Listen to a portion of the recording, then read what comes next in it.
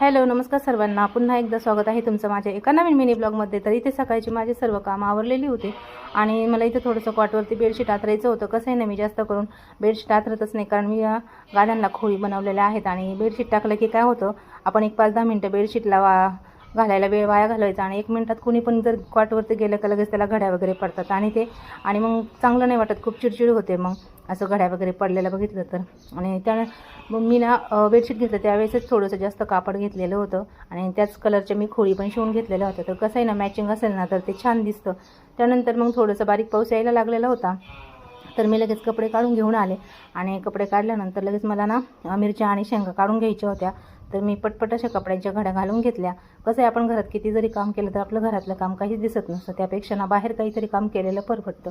तर इथे बघा, आता माझं मेकअपचा आरशाचं पण थोडंसं खराब झालेला होता, तर तिथं पण मी सर्व पसारा काढून घेतला, त्याला थोडंसं पाण्याचा स्प्रे मारला आणि कापड घेतला आणि स्वच्छ असं पुसून घेतलं।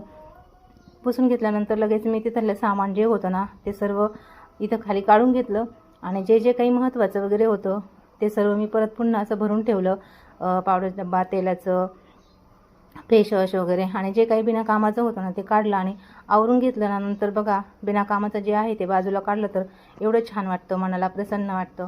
त्यानंतर मग इथं ड्रॉवर पण थोडंसं आवरायचा होता, तर तो पण काढून घेतला। त्यातलं पण काही सामान जे होतं बिना कामाचं ते काढून घेतलं आणि महत्त्वाचं जे होतं कामाचं ते सर्व व्यवस्थित ठेवून घेतलं। त्यानंतर मग सर्व आवरल्यानंतर ते ठेवून दिलं आणि व्हिडिओ आवडला तर लाईक सबस्क्राईब करा। बाय सर्वांना। जय शनिदेव।